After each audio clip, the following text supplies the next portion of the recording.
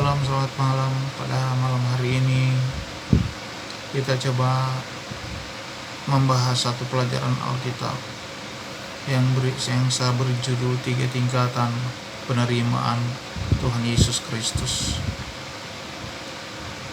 Ayat pendukung kita pada hari ini yaitu terdapat di dalam 1 Tesalonika 5 ayat 23.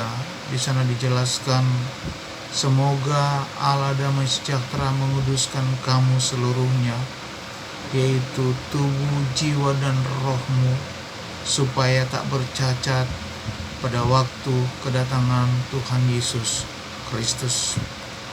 Saudara sekalian yang dikasihi oleh Tuhan, ayat ini berbicara tentang 3 unsur pembentuk hidup manusia, yaitu tubuh, jiwa, dan roh. Dan ketiga unsur pembentuk ini, saudara, di dalam hubungannya dengan perkara keselamatan, ketiga unsur ini sangat menentukan. Apakah dia mengalami keselamatan, itu akan tergantung penerimaannya dalam ketiga unsur yang saya sebutkan ini. Tentunya suatu jaminan yang pasti untuk seseorang menerima keselamatan, hal yang pertama, dia harus menerima Yesus di dalam dirinya. Tapi penerimaan Yesus itu atau percaya kepada Yesus itu akan tergantung penerimaannya, apakah itu hanya secara tubuh, atau apakah dia itu menerima Yesus secara jiwa, atau dia menerima Yesus secara roh. Sebelum saya membahas tentang 3 tingkatan percaya kepada Tuhan Yesus ini, saya akan menjelaskan dulu apa yang dimaksud dengan roh, apa yang dimaksud dengan jiwa, dan apa yang dimaksud dengan tubuh. Kita mulai dari roh. Apa yang dimaksud dengan roh? Roh di sini adalah roh kecil, saudara. Berarti berbicara adalah roh manusia. Nah, roh ini adalah kesadaran manusia akan adanya kuasa yang lebih besar. Kesadaran manusia akan adanya Allah. Roh manusia ini adalah sifatnya tidak terbatas, tidak dapat dibatasi oleh ruang dan waktu. Roh manusia itu tidak dapat dilihat, tidak dapat diraba dengan tangan, tapi roh itu ada dan hidup dan nyata. Dan roh itu sifatnya kekal adanya.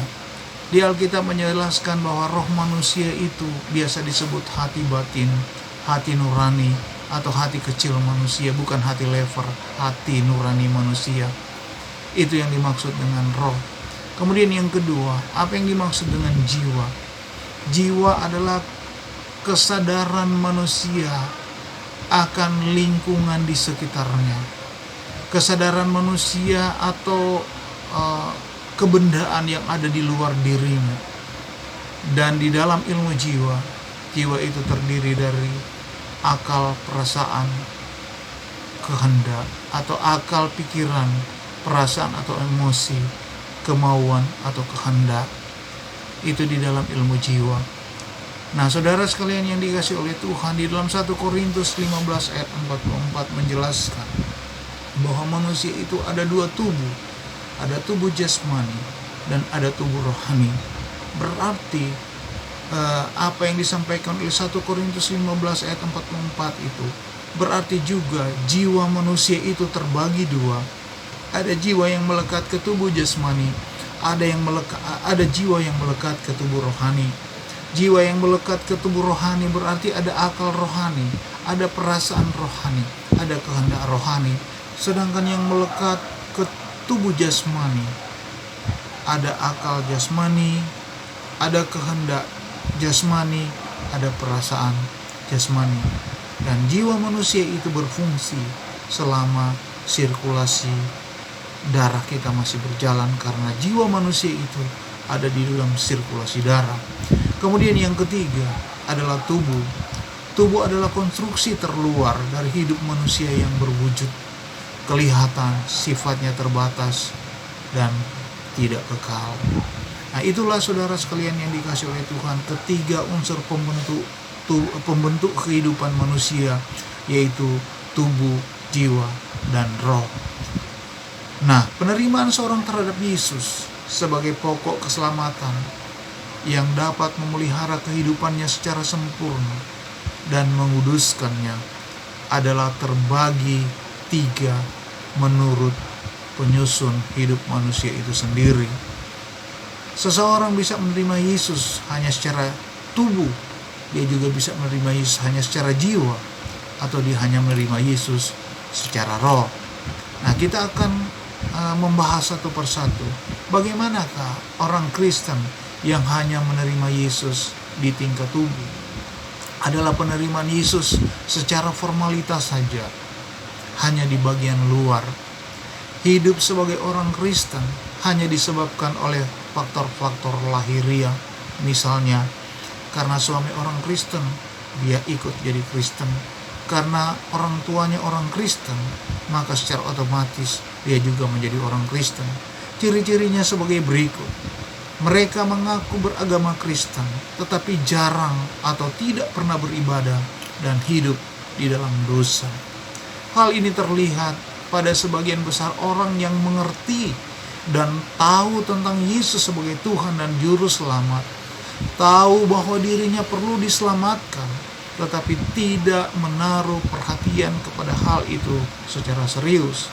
1 Yohanes 2 ayat 4 berkata, barang siapa berkata, aku mengenal dia, tetapi dia tidak menuruti perintahnya, dia adalah seorang pendusta dan di dalamnya tidak ada kebenaran.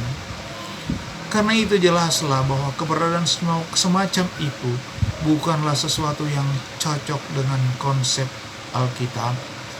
Ketidakpedulian terhadap keselamatan ini pasti tidak akan membawa dirinya kepada keselamatan, sebab hidupnya berkecimpung di dalam dosa tanpa ada kesadaran untuk meninggalkannya.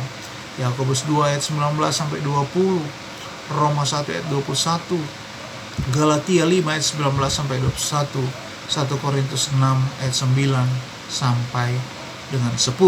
Itu orang yang menerima Yesus di tingkat tubuh.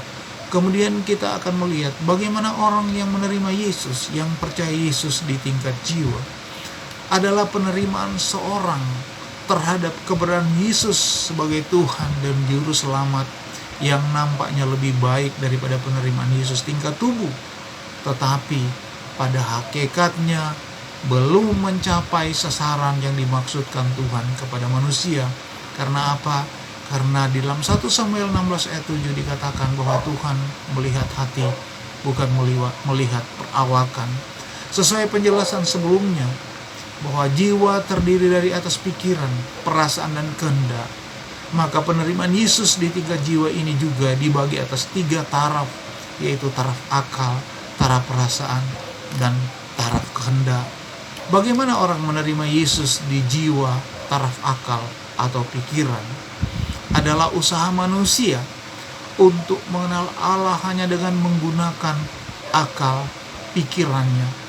Kebenaran firman Allah hanya berfungsi sebagai pengetahuan teologis saja. Pada taraf ini, seseorang bisa memiliki pengetahuan yang tinggi tentang kebenaran, tapi tidak diterapkan, dialami dalam kehidupan sehari-hari. Hal seperti ini tidaklah menguntungkan apabila tetap dipertahankan, sebab bukankah Allah membuat hikmat dunia ini menjadi kebodohan? 1 Korintus 1 ayat 20. Tuhan memberikan akal untuk pengenalan dasar firman Tuhan, tapi akal ini terbatas, dan sedangkan masalah rohani adalah perkara yang tidak dapat dijangkau hanya dengan akal yang terbatas. Percaya kepada Yesus secara akal akan menjurus kepada kebiasaan, tradisi tanpa ada perubahan dalam kehidupan beribadah, membawa akibat seseorang merasa benar sendiri dan sukar menerima pengajaran yang benar karena merasa cukup dengan pengetahuannya itu. Roma 10 ayat 2 sampai dengan 3, oleh karena mereka berusaha untuk mendirikan kebenaran mereka sendiri, maka mereka tidak takut kepada kebenaran firman Allah.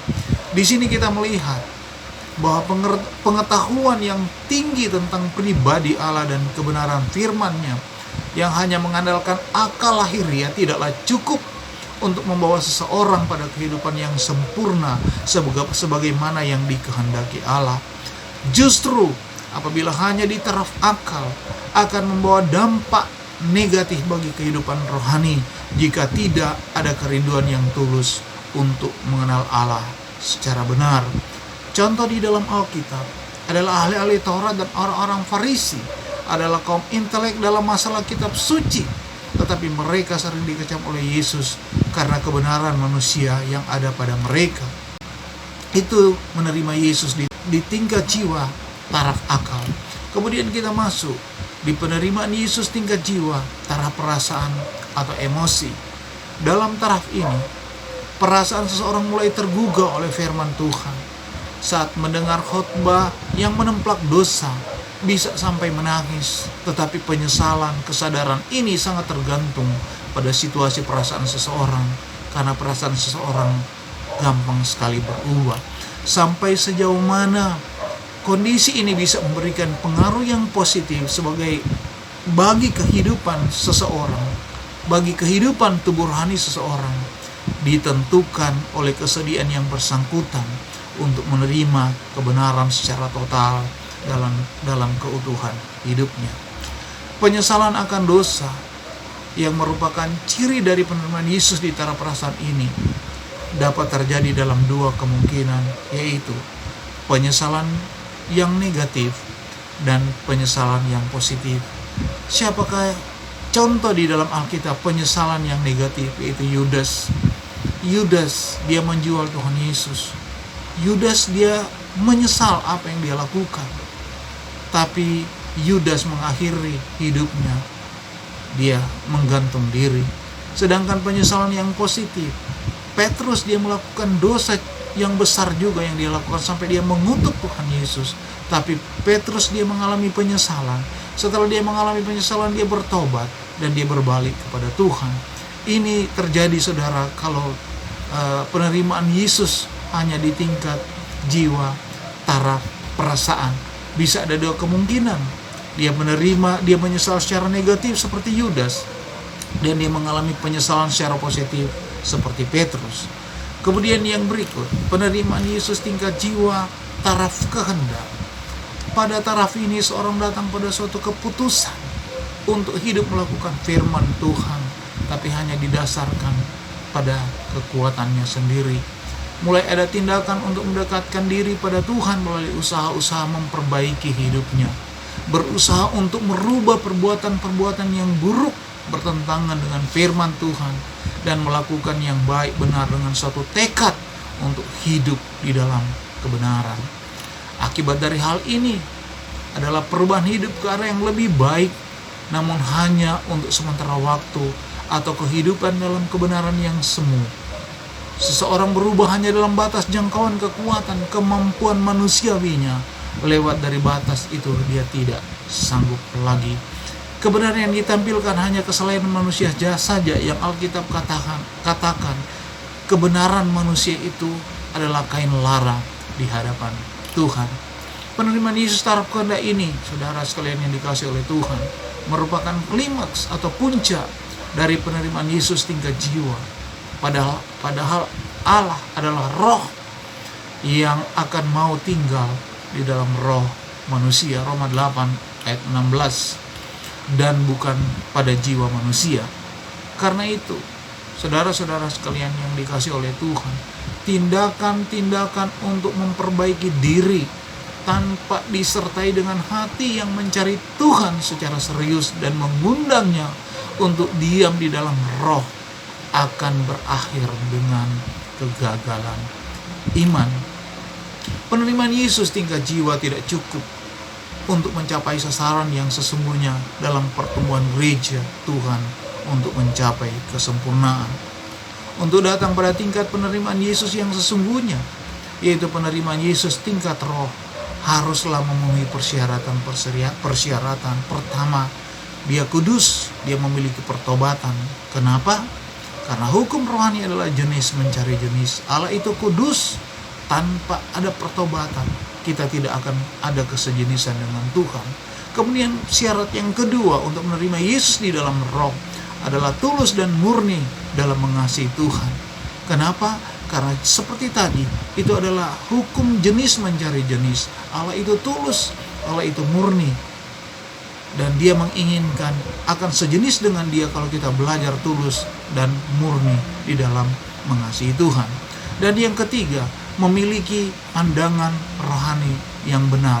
Artinya, segala sesuatu yang kita lakukan harus sesuai dengan konteks kebenaran firman Allah. Kita mulai belajar menyelaraskan kehidupan kita dengan firman Tuhan.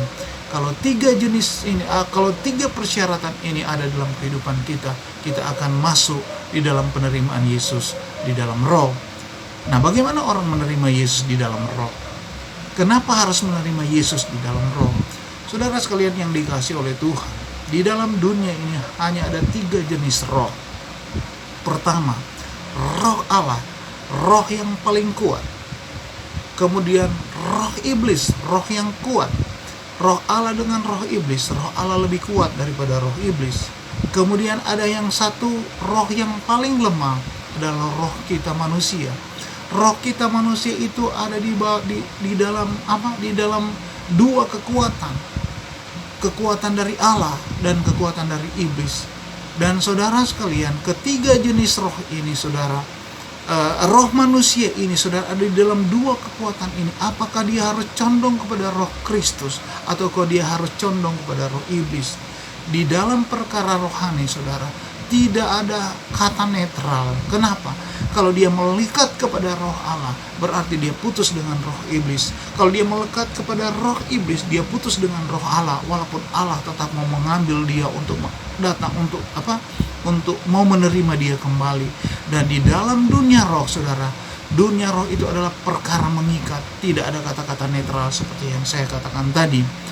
Nah, saudara, kenapa seperti saya katakan tadi, kenapa harus menerima Yesus di dalam roh? Saudara tahu peristiwa Adam dan Hawa. Saudara, waktu Adam dan Hawa jatuh di dalam dosa, dan mereka itu, kehidupan mereka telanjang, dan di suatu siang hari mereka itu berjalan-jalan di taman. Sementara mereka berjalan-jalan karena ketakutan, mereka bersembunyi. Kemudian ada langkah-langkah Tuhan datang, dan Tuhan berbicara kepada mereka, "Hai manusia, Adam, di manakah engkau?" Saudara sekalian yang dikasihi oleh Tuhan, kenapa Allah bertanya, "Adam, di manakah engkau?" Apakah Allah tidak melihat Adam? Tentunya Allah melihat Adam. Tapi kenapa dia mesti bertanya, "Adam, Adam, di manakah engkau?" Saudara, secara fisik Tuhan itu melihat Adam. Tapi kenapa Allah bertanya, "Adam, Adam, di manakah engkau?" Karena secara roh mereka itu sudah putus. Alkitab berkata, "Tanganku bukan kurang panjang untuk menolong engkau, telingaku bukan kurang pendengaran untuk mendengar engkau, tetapi yang memisahkan antara aku dan engkau adalah dosa." Jadi sebetulnya bukan secara fisik Allah melihat di mana posisi Adam, tapi dia bertanya, "Adam, Adam, di mana engkau?" Karena secara roh komunikasi mereka, keintiman mereka, kemanunggalan mereka sudah terpisah oleh karena dosa.